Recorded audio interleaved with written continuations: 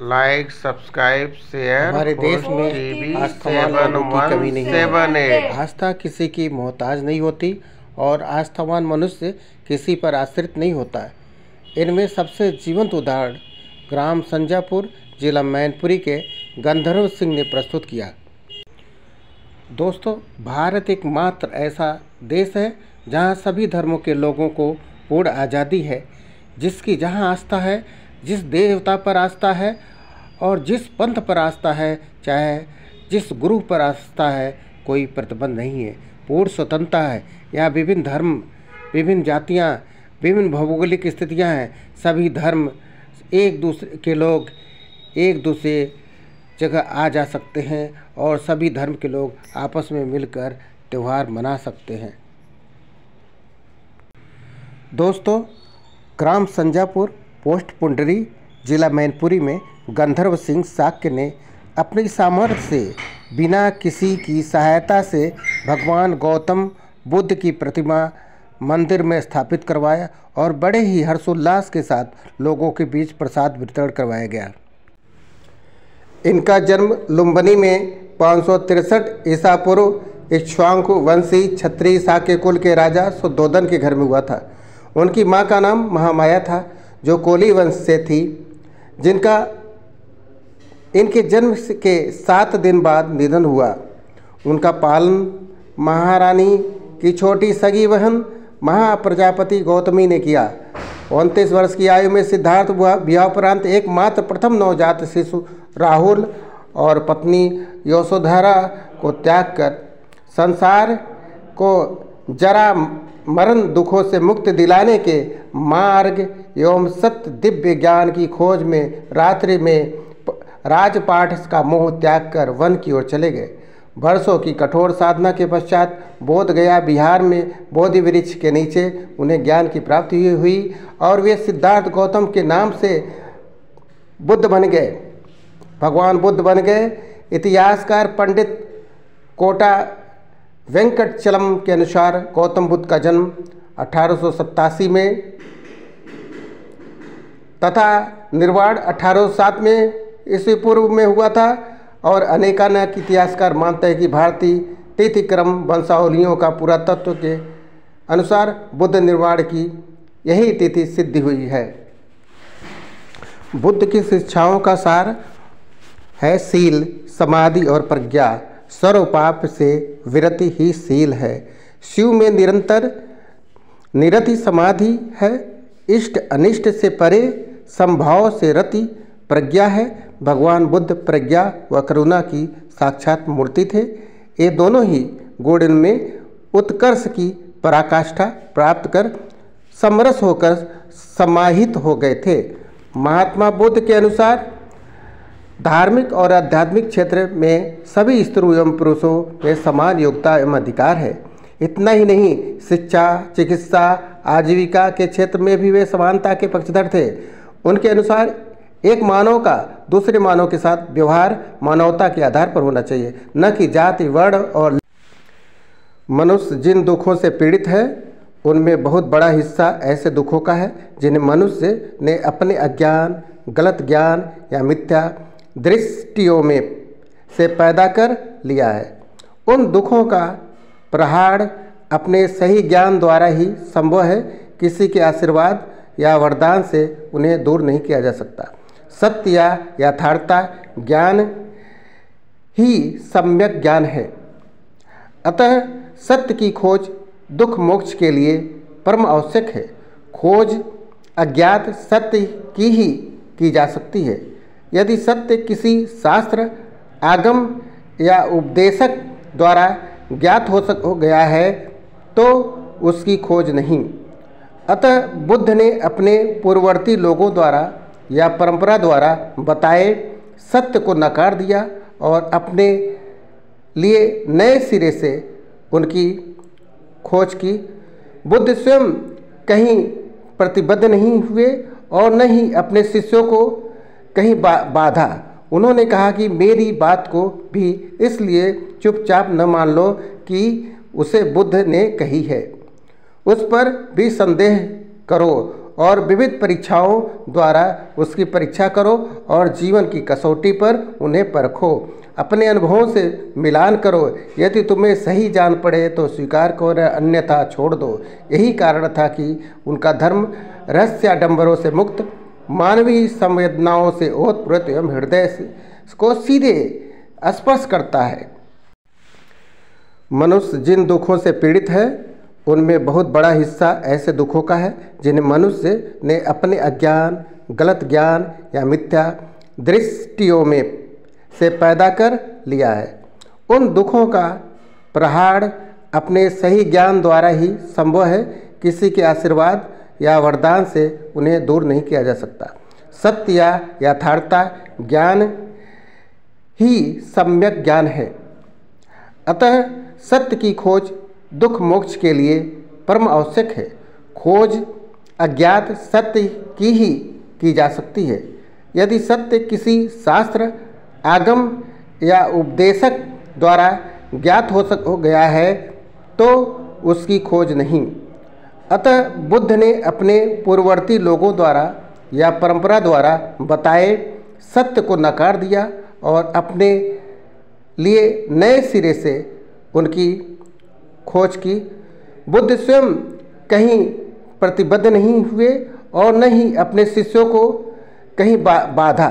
उन्होंने कहा कि मेरी बात को भी इसलिए चुपचाप न मान लो कि उसे बुद्ध ने कही है, उस पर भी संदेह करो और विविध परीक्षाओं द्वारा उसकी परीक्षा करो और जीवन की कसौटी पर उन्हें परखो।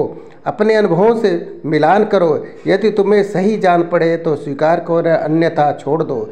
यही कारण था कि उनका धर्म रहस्याडंबरों से मुक्त, मानवीय संवेदनाओं से ओतप्रोत एवं हृदय को सीधे स्पर्श करता है। भगवान बुद्ध प्रज्ञा व करुणा की मूर्ति थे। ये दोनों गुण उनमें उत्कर्ष की पराकाष्ठा प्राप्त कर समरस होकर स्थित थे। इतना ही नहीं, भगवान बुद्ध अत्यंत उपाय कुशल भी थे। उपाय कौशल बुद्ध का एक विशिष्ट गुण है, अर्थात ये विविध प्रकार के विनय जनों को विविध उपायों से सन्मार्ग पर आरूढ़ करने में अत्यंत प्रवीण थे। वे भली भांति जानते थे कि किसे किस उपाय से सन्मार्ग पर आरूढ़ किया जा सकता है। फलतः वे विनय जनों के विचार, रुचि, अध्याशय, स्वभाव, क्षमता और परिस्थिति के अनुसार उपदेश दिया करते थे। भगवान बुद्ध दूसरी विशेषता यह है कि वे सन्मार्ग के उपदेश द्वारा ही अपने जगत कल्याण के कार्य का संपादन करते हैं, न कि वरदान या रिद्धि के बल से। जैसे कि शिव या विष्णु आदि के बारे में अनेक कथाएं पुराणों में प्रचलित है। उनका कहना है कि तथागत तो मात्र उपदेष्टा है, कृत्य संपादन तो स्वयं साधक व्यक्ति को ही करना है। वे जिसका कल्याण करना चाहते हैं उसे धर्मों की यथार्थता का उपदेश देते थे। भगवान बुद्ध ने भिन्न भिन्न समय और भिन्न भिन्न स्थानों में विनयी जनों को अनंत उपदेश दिए थे। सबके विषय, प्रयोजन और पात्र भिन्न भिन्न थे। ऐसा होने पर भी समस्त उपदेशों का अंतिम लक्ष्य एक ही था और वह था विनयी जनों को दुखों से मुक्ति की ओर ले जाना।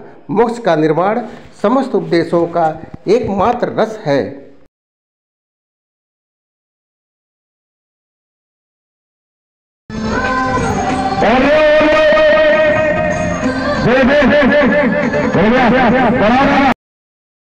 आप अपना परिचय दे दीजिए। हमारा नाम गंधर्व सिंह साकी, सनौब श्री दीनदयाल।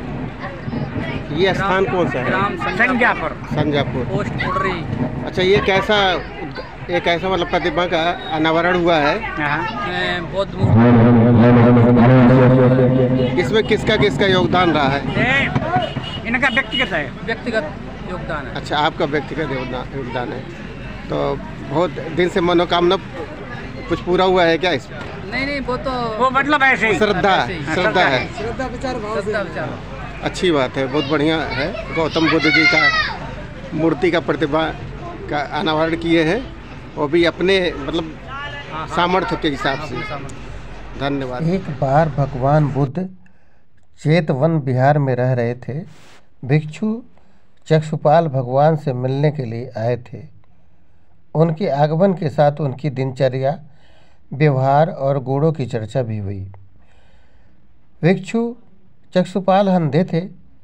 एक दिन बिहार में के कुछ भिक्षुओं ने कुछ मरे हुए कीड़ों को चक्षुपाल की कुटी के बाहर पाया और उन्होंने चक्षुपाल की निंदा करनी शुरू कर दी कि उन्होंने इन जीवित प्राणियों की हत्या की।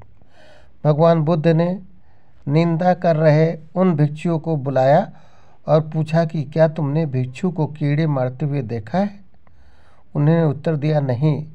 इस पर भगवान बुद्ध ने साधकों से कहा कि जैसे तुमने उन्हें कीड़े को मारते हुए नहीं देखा, वैसे ही चक्षुपाल ने भी उन्हें मरते हुए नहीं देखा और उन्होंने कीड़ों को जानबूझकर नहीं मारा है, इसलिए उनकी भर्त्सना करना उचित नहीं है।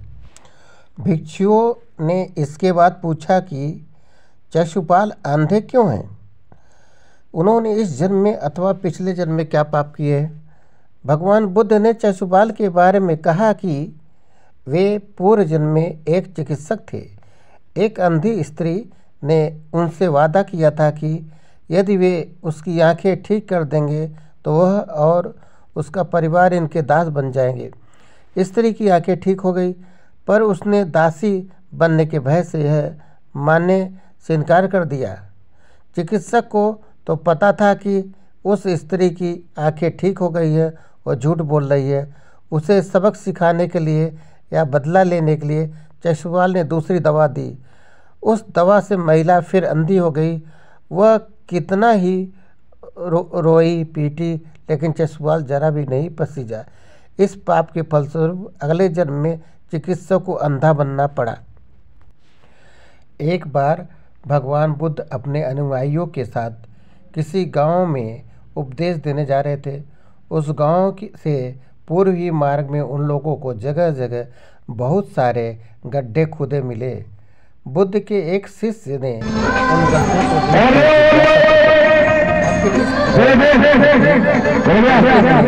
क्या है? बुद्ध बोले, पानी की तलाश में किसी ने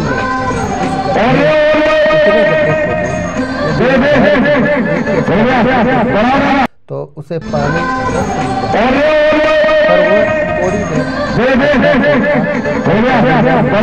गड्ढा खोदना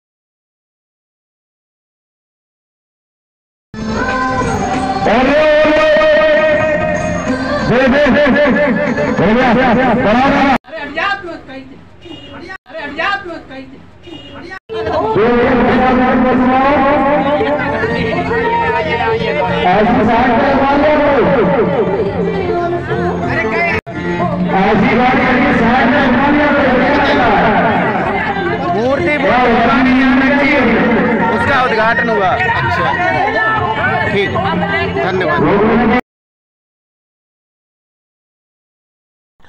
दोस्तों, होस्ट टिप 7178 का वीडियो आपको पसंद आए तो इसे लाइक, शेयर, सब्सक्राइब और शेयर करें। जय हिंद।